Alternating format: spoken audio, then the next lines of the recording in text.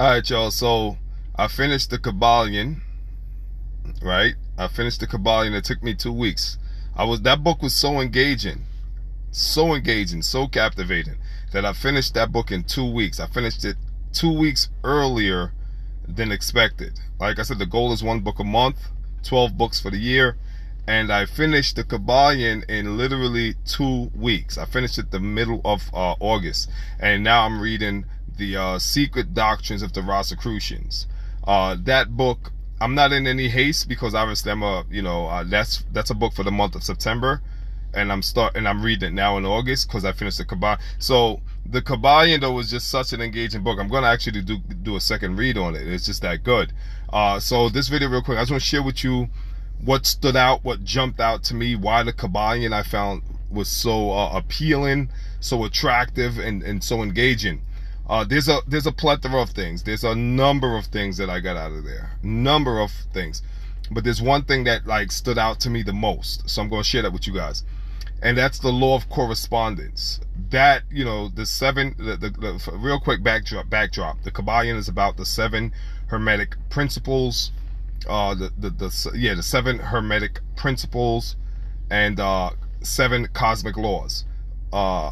But there's one out of all of them. There's only one that all of them jumped out, but one that really jumped out at me, and that's the law of correspondence. And that law says, "As above, so below; as within, so without." That one really, law of mentalism, law of vibration, law of gender, law of rhythm. All these laws, out of all of them, that one resonates with me the most. And here's why. I'm going to share that with you. And they're all practical, but this one is just so, hands-on, and you can utilize it immediately. All of them can be utilized, but this one, again, different strokes for different folks. But this one, for me, is just the most, again, attractive. So, as within, so without. As above, so below. And as above, so below, what that means is that mankind is the microcosm of the macrocosm. So we are the mini universe. Each individual is a miniature, a minuscule, and infinitesimal. It just means really small. Big word, means small. A corpuscle, again, a tiny body. That's all it means. Corpuscle, infinitesimal, means the same thing pretty much. A tiny, subatomic, microscopic. So mankind is the microcosm of the macrocosm, and the macrocosm is the broader universe. So as above, so below.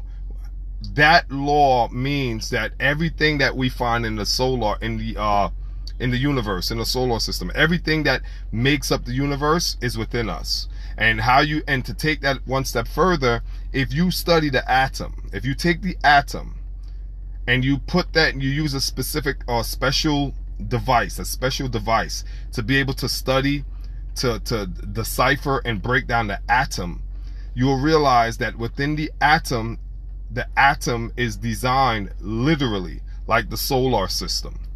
You find within the atom the same design that's in the broader macro universe. So the solar system, the way you have the 9 planets orbiting the sun, right? It's the same way you have the electrons orbiting the center, which is called the nucleus, and within the nucleus you have the protons, and you have the orbiting. The electrons orbit the positron, which is the protons, which is at the center of the nucleus, right? And that's within our cells. That's within our atoms, and the atoms makes up everything. Atoms makes up everything. So within our bodies, we have the exact same design, and that's just one example. There's so many other illustrations, so many other instruments and show that display how your mind, the human body is a replica of the broader universe. The same ingredients that make up the stars are the same, nitrogen, oxygen, all these chemicals that make up the human body, carbon, all of it is found in the broader universe, makes up the stars, literal stars. So that's what as above, so below, right? And that's a very important law. But the second part of that law is what I'm practicing today, and this is the kicker right here. I said it before: as within, so without. That's the second part of the same law, right? It's a sub law to the primary, which is as above, so below, as within, so without. They're both. One is vertical, right? The other one is horizontal, right? The other one is horizontal, linear, right? Vertical, up and down, as above, so below. As within, so without, linear. Horizontal, linear, in terms of directionality. And why this law, the second part, as within, so without, is so important, because what it means the same thing. It means that your outer world is a reflection of your inner world. Just as above, so below, meaning the above realm influence the below realm. The higher realm influences, governs the lower realm. As within, so without. Your inner realm, your inner world, projects and influences your outer world. That is some heavy stuff. I mean, I honestly believe if we as mankind, as humans, the human race, if we really just understood that, this whole world changes instantly. If every human being, what they say, 6 billion, 7 billion people on the planet, every human being was to be taught, right? I mean, like, indoctrinate this concept, this idea, this wisdom, the whole world changes. And here's why, because I'm gonna say it again: your inner world, as within, so without. Your outside world is only a reflection. It is only a projection of your inner world. So in other words, everything that's in your outside world, you are the orchestrator of, good, bad, or indifferent. There is nothing in your outer world that is not correlated to your inner world.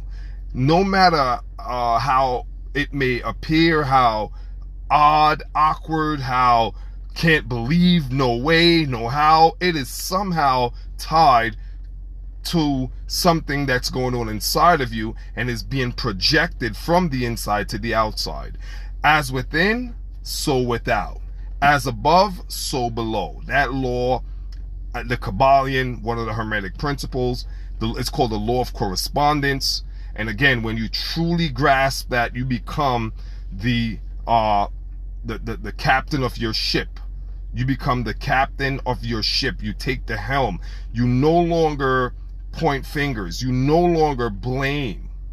You're no longer a victim. You don't play the victim mentality. You're not running in the victim Olympics. You're no longer a product of your environment. You're no longer the product of your environment, because you now understand you are the manufacturer of said environment. You are the orchestrator, the coordinator. You are the co-creator of the environment, as opposed to being the victim or the product of the environment. Because as within, so without. As above, so below. The above governs and influences below. The inner, as within, governs and influences the without. Till next time. If y'all like it, leave a comment. Peace.